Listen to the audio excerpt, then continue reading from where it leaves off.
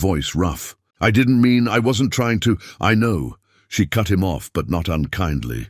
Her accent was thick, each word carefully pronounced, like she was translating in her head before speaking. The stage came early. I walked from town. I was hot and dusty, and the creek looked so beautiful. I thought I was alone on your land.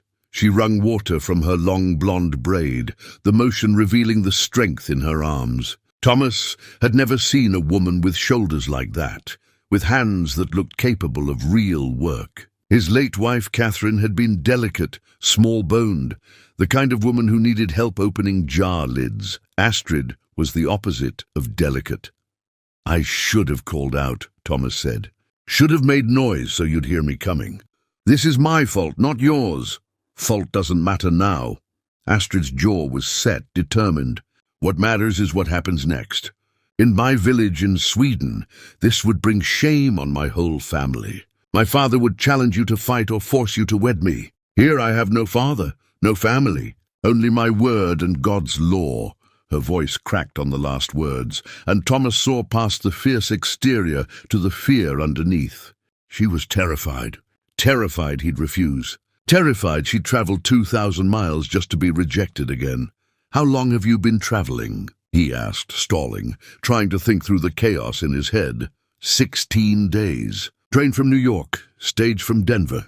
Walking the last 5 miles because the driver said your ranch was not worth the detour. She smiled bitterly. He was right to wonder. I saw your house. It needs paint. The barn needs repair. Your fences sag. This is not the prosperous ranch your letters suggested. Thomas felt shame burn hot in his chest. I didn't lie. I just didn't mention how bad things got after Catherine died. Catherine. Astrid's expression shifted.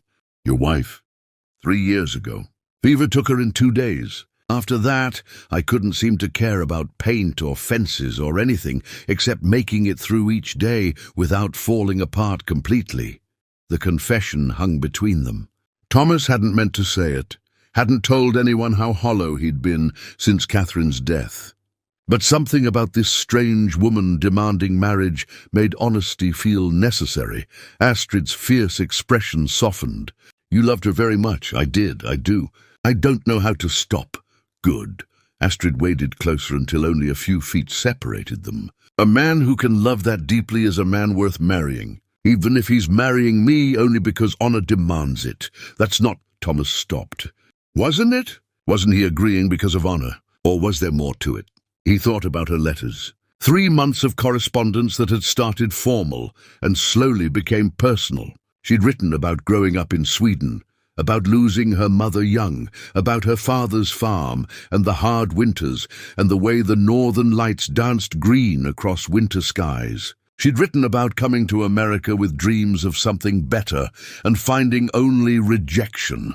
Men here think I'm a freak, she'd written in one letter. Too tall. Too strong, too much. I'm good for hauling water and chopping wood, but not for courting or loving or choosing. Thomas had written back, I need someone strong. Ranch life breaks delicate things. Strong sounds perfect to me. He'd meant it then. He meant it now, standing in creek water watching the sunset reflect in her eyes. I'll marry you, Thomas said, and watched her eyes go wide with shock. Not just because of honor, not just because you saw me looking. But because I read your letters and thought maybe someone who understood loneliness might understand me too. Astrid's breath caught.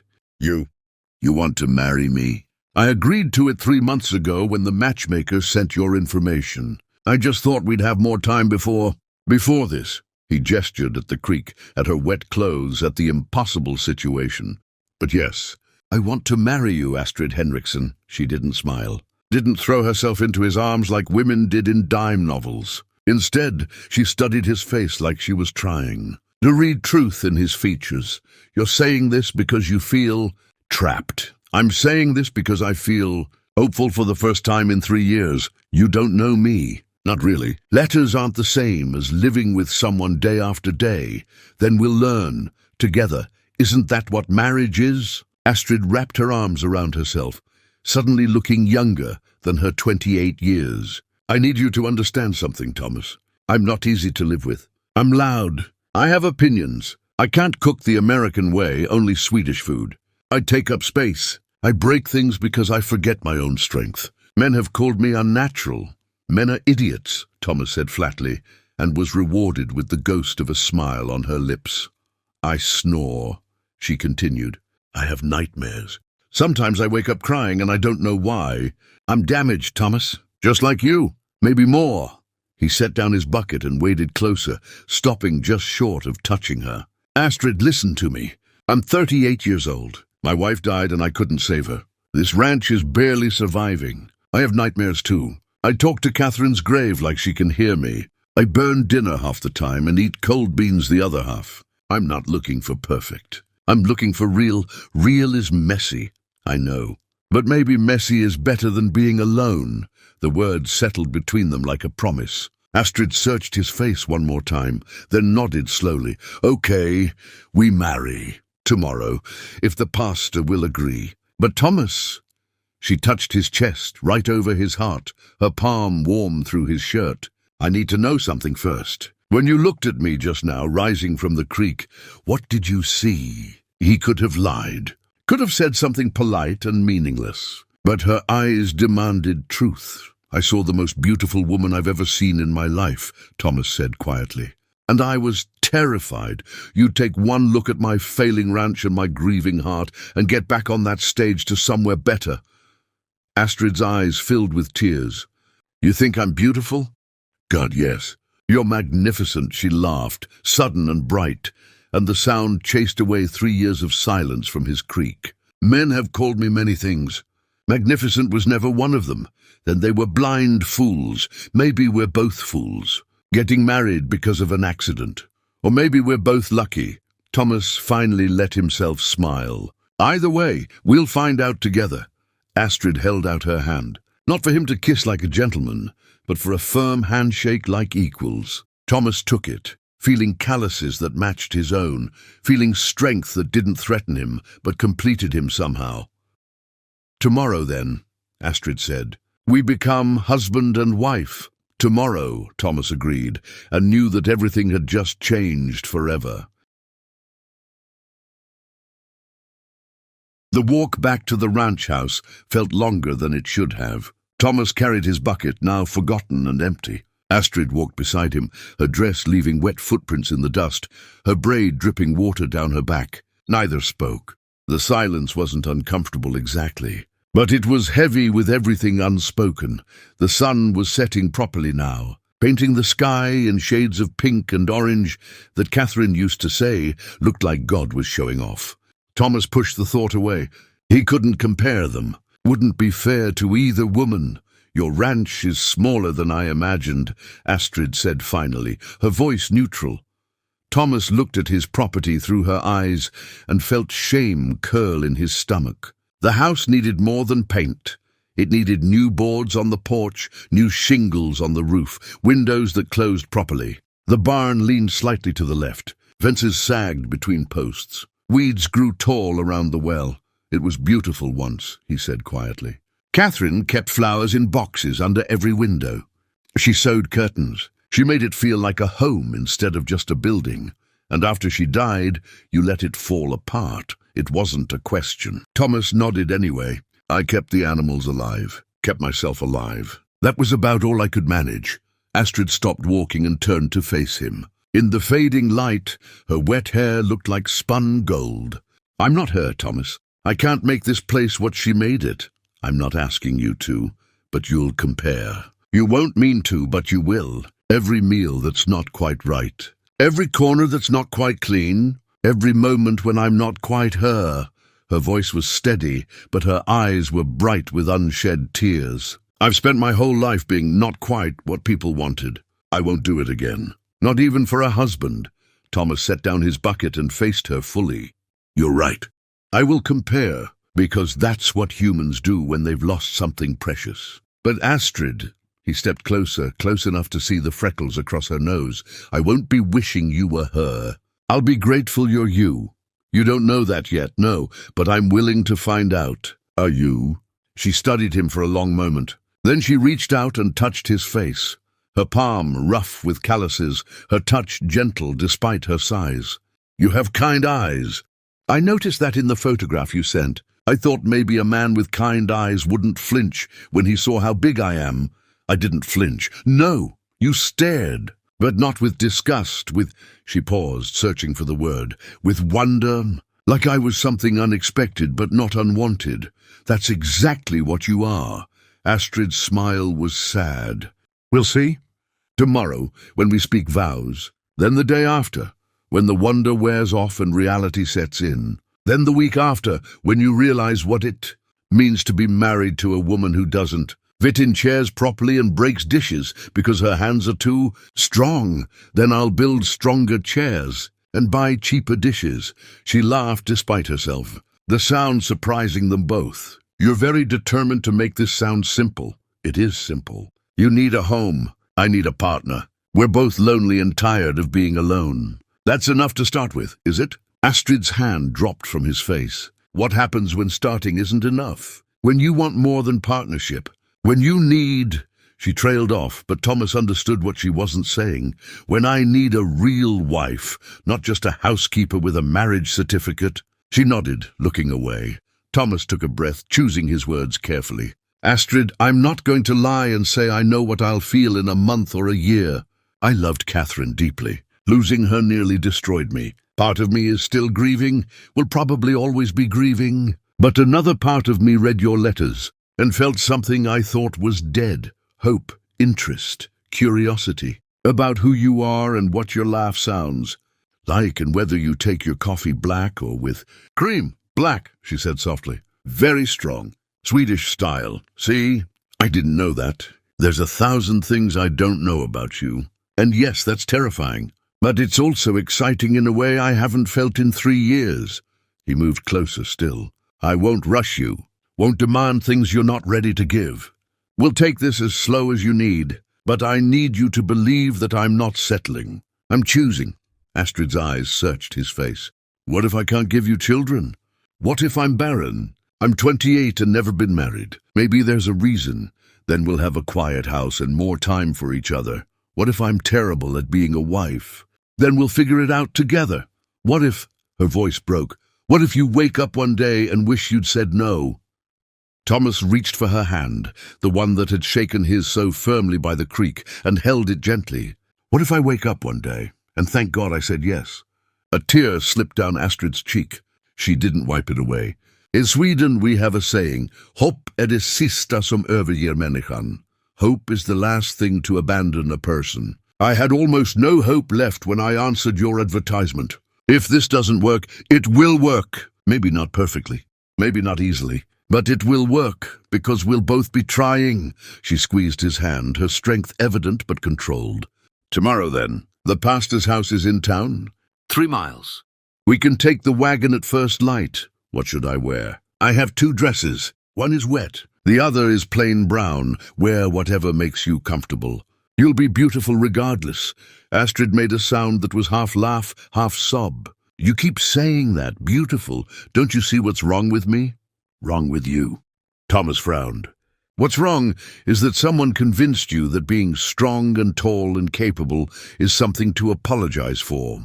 What's wrong is that I lived 38 years without knowing women like you existed. What's wrong is that we're standing in a dusty yard instead of inside, where I can offer you proper hospitality. He tugged her hand gently toward the house. Come on, you must be exhausted, hungry. I'll make coffee. Show you where you'll sleep tonight. Tomorrow we'll be married, but tonight you're still my guest, and I'm a terrible host, leaving you standing outside. Astrid followed, her wet dress swishing around her legs. At the porch steps, she paused. Which room was hers? Catherine's. The question hit him like a fist to the chest. The bedroom on the east side. Morning light through the window. She loved waking up with the sun. I'll take a different room. Astrid, you don't have to. Yes, I do. Her voice was firm. I won't sleep in her bed, wear her clothes, or try to fill her space.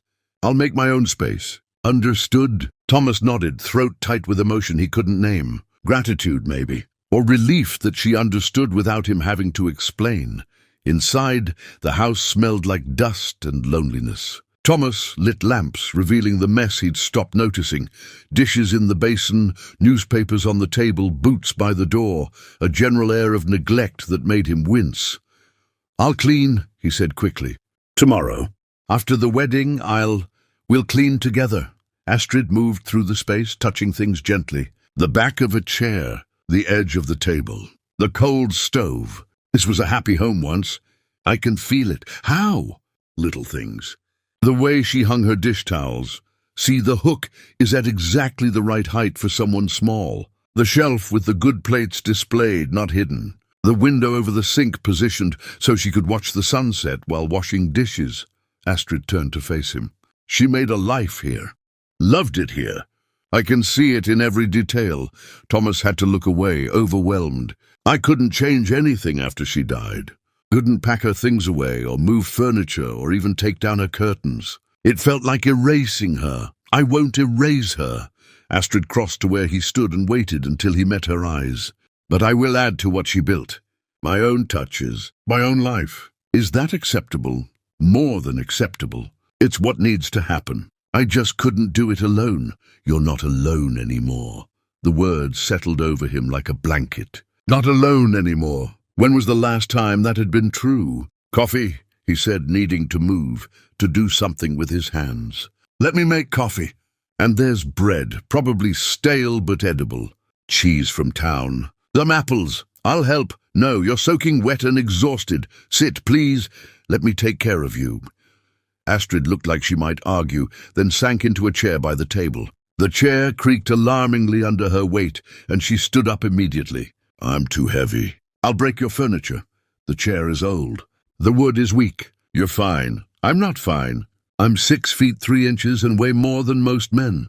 I break things, Thomas, all the time. It's why I prefer to stand."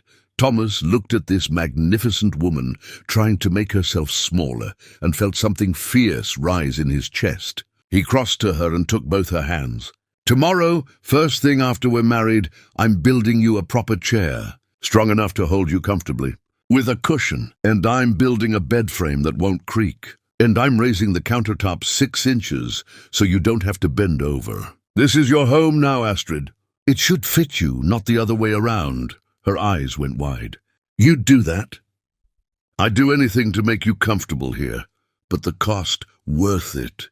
"You're worth it." Astrid looked at him like he'd spoken a foreign language. Maybe he had. Maybe no one had ever told her she was worth the effort. "Sit," he said gently. "Risk the chair. If it breaks, we'll know what to fix first." She sat slowly, carefully. The chair held. Thomas turned to the stove and started building a fire, hands busy, mind racing.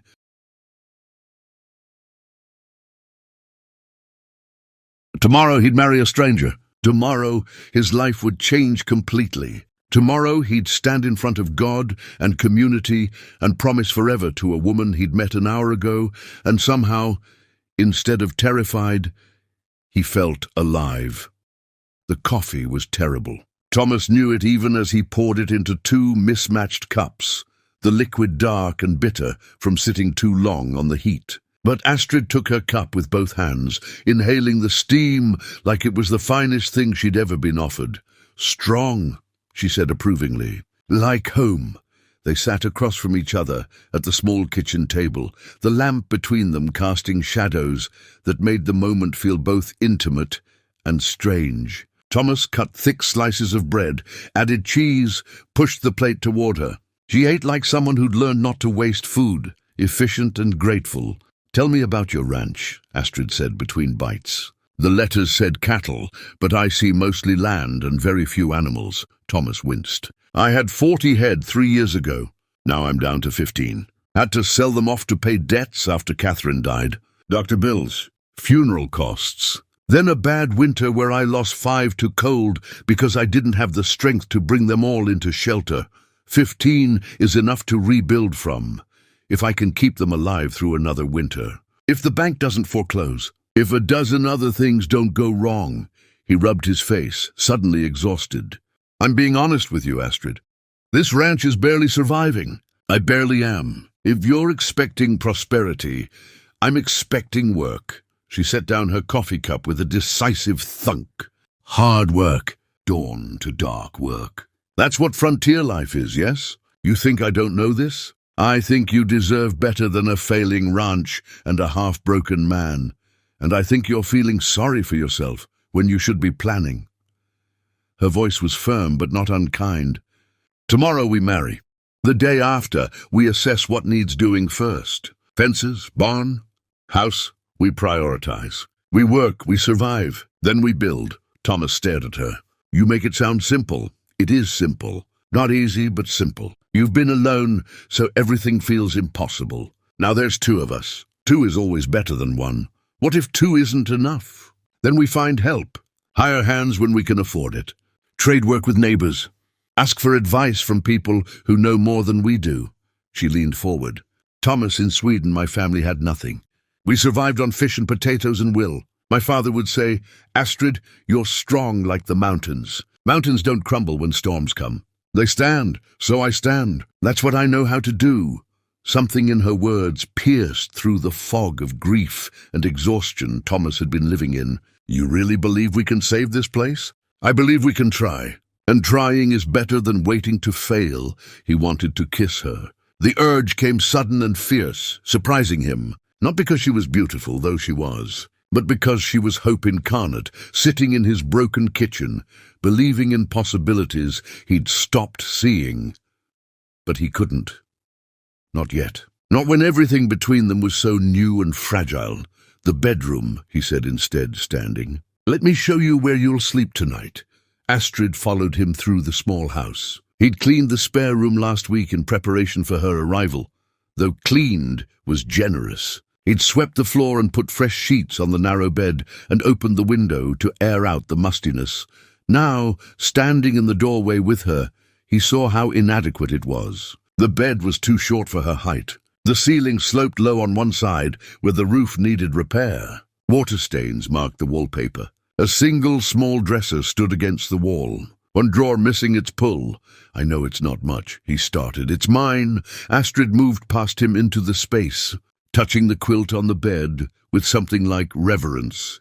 A room of my own, a bed, a window with a view. Thomas, do you know where I've been sleeping? He shook his head.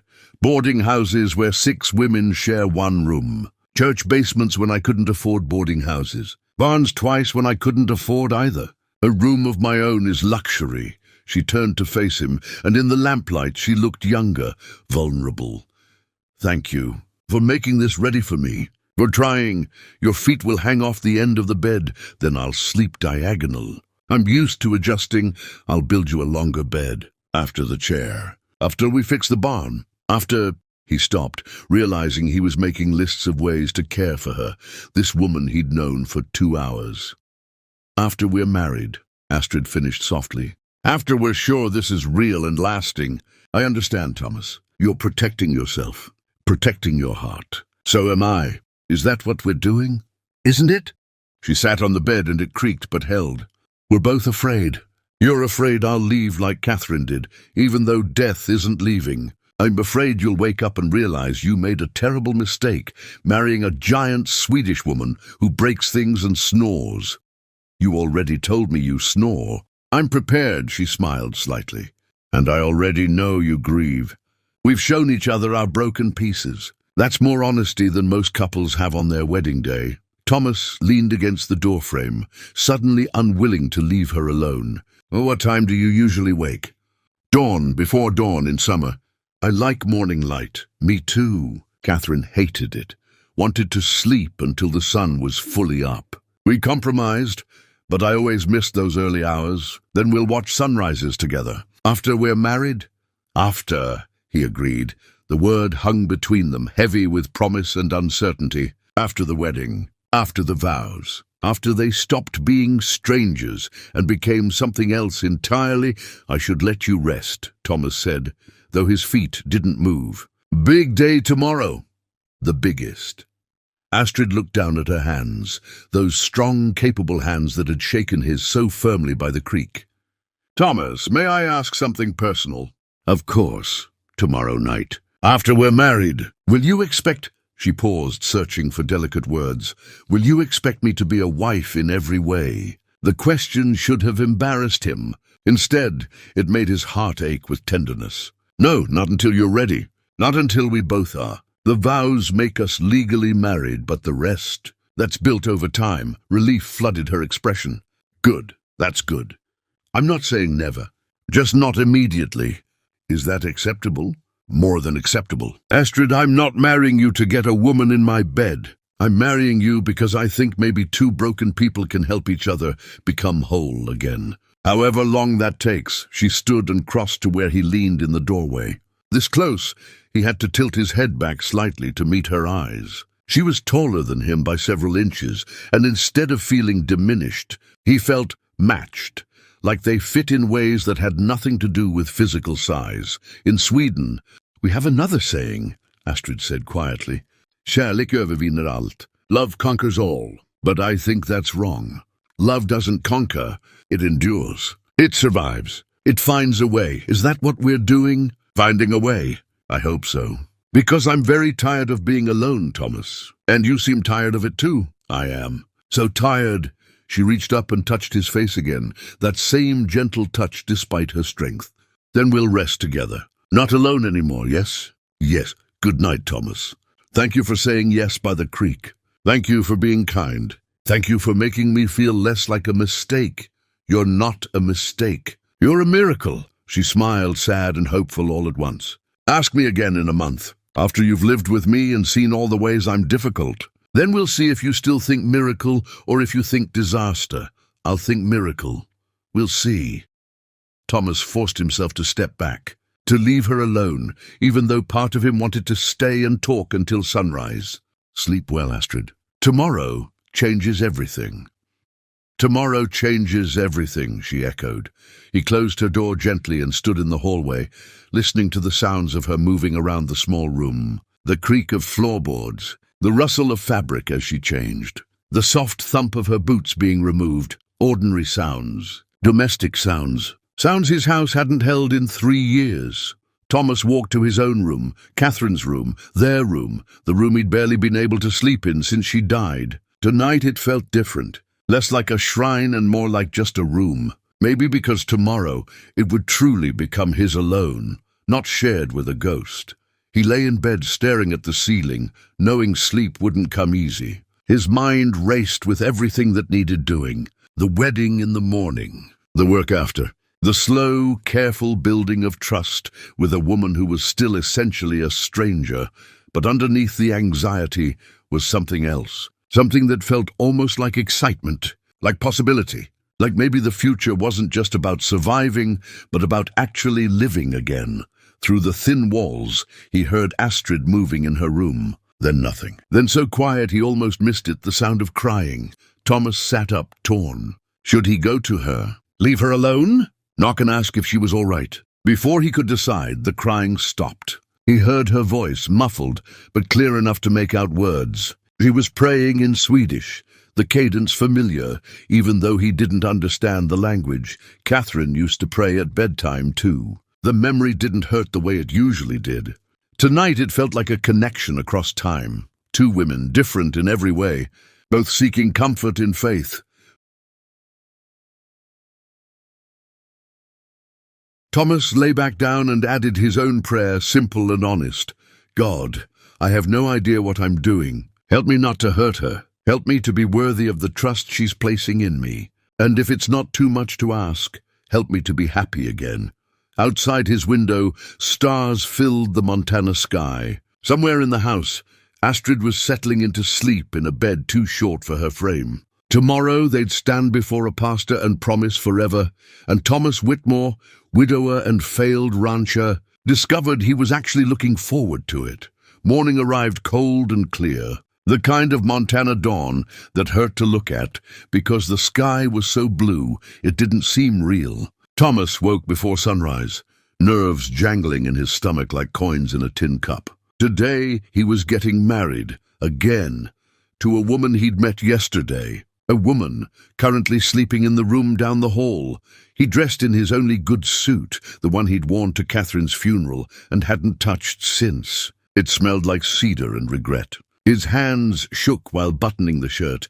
When he emerged from his room, Astrid was already in the kitchen, moving quietly in the pre-dawn darkness. She'd lit the stove and started coffee, the smell rich and welcoming. She wore the plain brown dress she'd mentioned, but she'd braided her hair with small wildflowers woven through the plaits. She looked like something from a fairy tale. "You're up early," Thomas said, his voice rough with sleep and anxiety. "Couldn't sleep much. Too nervous." She turned to face him, and he saw the same fear in her eyes that he felt in his chest. "Is it too late to change your mind? Is it too late for you to change yours?" I asked first. Thomas crossed the kitchen and took her hands, those strong, capable hands that didn't shake even though she was terrified. "I'm not changing my mind, Astrid." "Are you?" "No, but I'm scared. Me too. What if we're making a terrible mistake? Then we'll unmake it together." "But I don't think we are." She squeezed his hands. "The pastor's house. We should leave soon, yes? Before I lose my courage completely." The wagon ride to town was quiet.